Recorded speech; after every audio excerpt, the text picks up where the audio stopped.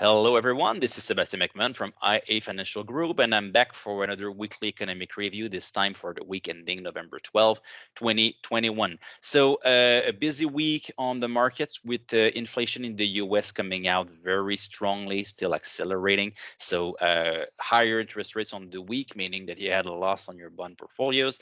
And among stocks, well, the TSX had a positive week after 4 days. In the US, it was a pullback for both the S&P 500 and the Nasdaq, and the US dollar was very strong. So Canadian dollar weaker versus the greenback, and also the euro down on the week. So now let's go look at a few charts. Okay, so inflation in the US is still accelerating. So here you have the breakdown, the contribution from all of the sectors that are looked at in inflation figures. So 6.24% year over year. So that's the highest since 1991. So that brings us back 30 some years.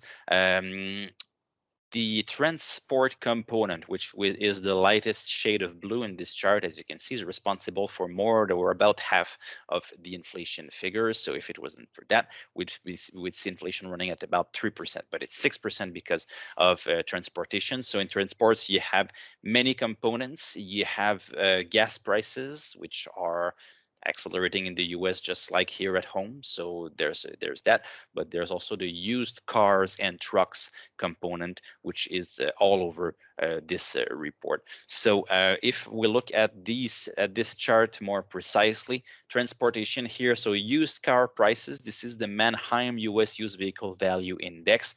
As you can see, the price has jumped by close to 50% since pre-COVID, as it's hard if you try to buy a new car.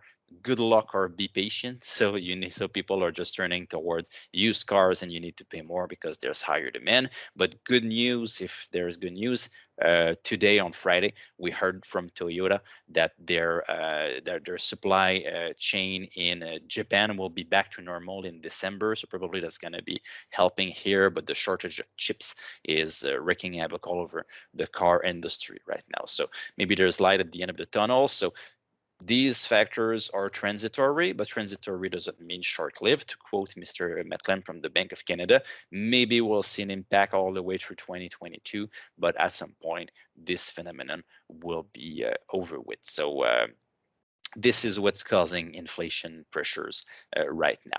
So financial markets. So we thought maybe we'll look at a few trades that we made in the portfolios this week. So financials and the S&P 500. So banks and insurance companies. If you look at this chart here, well, the last part on the right where you see the last move up, well, we played this one tactically because we thought that higher interest rates and a steepening of the yield curve would be good for financials, and we were right, they outperformed. But now, since the recent moves in interest rates seem to be exhausting themselves, we decided to take some good profits there. So this is one of the trades that we made very recently in the portfolios. And if we look forward now, well, we really like small caps, and small caps both in Canada and in the US. If you look on the left, and the charts here are a bit different than the previous one because they're relative charts. So what we did is on the left, we divided the price of the S&P TSX small cap index by the price of the TSX. So that means that when the line goes up, it's the small cap index that is outperforming the TSX, and when it goes down, it means that it's underperforming the TSX. As you can see, post-COVID, well, there was a very strong relative rally on Canadian small caps, so it was good to be invested there. A bit of a pause this summer, but now we're starting to move higher. So if you have good prospects for economic growth, broad growth around the world, well, small caps are a good bet. So we like that. And on the right, you have the same phenomenon in the US, Russell 2000 relative to the S&P 500, strong outperformance in the end of 2020. Early 2021.